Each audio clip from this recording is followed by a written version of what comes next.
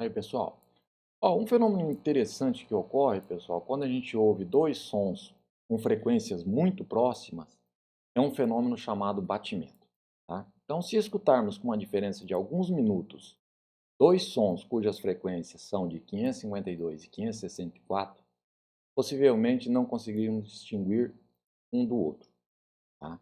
Uma diferença tão pequena de 552 para 554 ou 564 Hz, nosso ouvido não seria capaz de distinguir esses dois sons diferentes.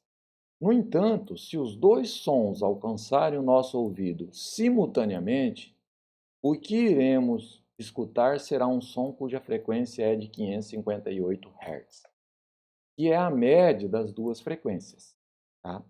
Então escutaremos também uma variação, tá, na intensidade desse som.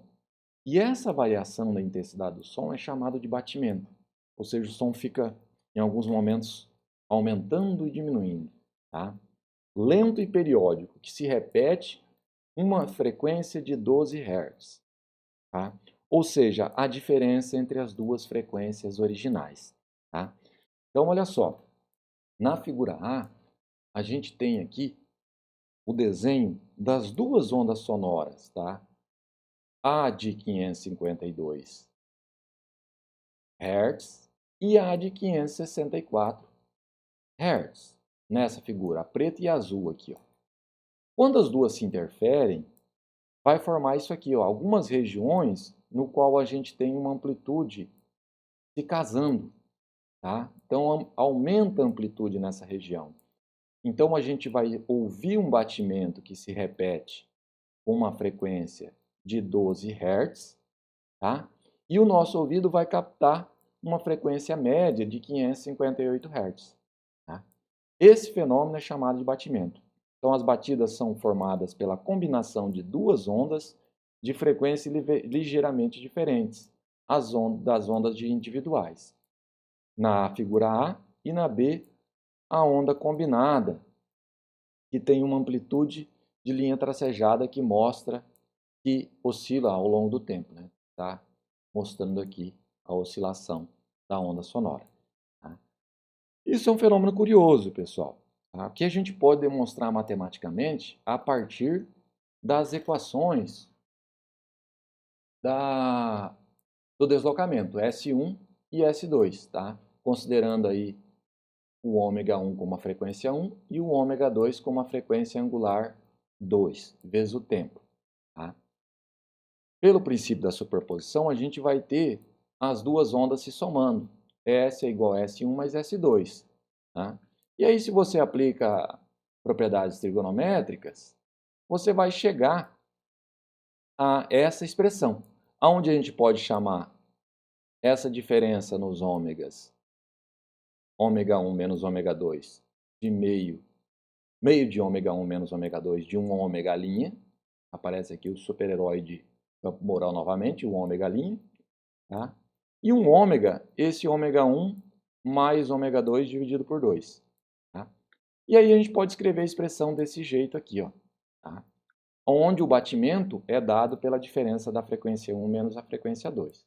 Tá? Isso aqui é mais uma curiosidade aí para vocês terem uma noção desse fenômeno que pode acontecer aí. Tá? Vamos fazer um exemplo que mostra essa questão da formação do batimento. Ó. A maioria dos pássaros ele vocaliza usando apenas um dos dois lados dos seus órgãos vocais, chamada de siringe. Tá? Os pinguins imperadores, entretanto, eles vocalizam usando os dois lados simultaneamente. Cada lado produz uma onda acústica, estacionária na garganta e na boca do pássaro. Como é um tubo, como em um tubo com as duas extremidades abertas. Supondo que a frequência do primeiro harmônico produzido na extremidade A seja de 432 e que a frequência do primeiro harmônico produzido na extremidade B seja 371, qual é a frequência de batimento entre essas duas frequências de primeiro harmônico e entre as duas frequências do segundo harmônico? Tá? Então a gente tem a frequência 1A que é igual a 432 Hz. E a frequência 1B, que é 371 Hz. E a gente quer calcular a frequência de batimento. Então, a frequência de batimento 1 seria 432 menos 371. Ou seja, bem simples para fazer. Batimento 1, uma menos a outra, isso aqui vai dar 61 Hz. Tá? Essa é a frequência de batimento 1.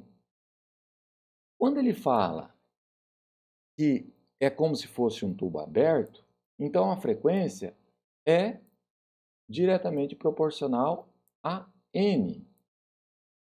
Então, se eu quero a frequência 2, então a frequência 2A é 432 vezes 2. E a frequência 2B é 371 vezes 2. Então, a frequência de batimento 2 que a gente quer calcular seria 432 vezes 2 menos 371 vezes 2. Logo, a frequência de batimento 2 vai ser exatamente o dobro dessa aqui, que é 122 Hz. O dobro da anterior. Perfeito? Então é isso. Obrigado por assistirem. Nos vemos na próxima aula.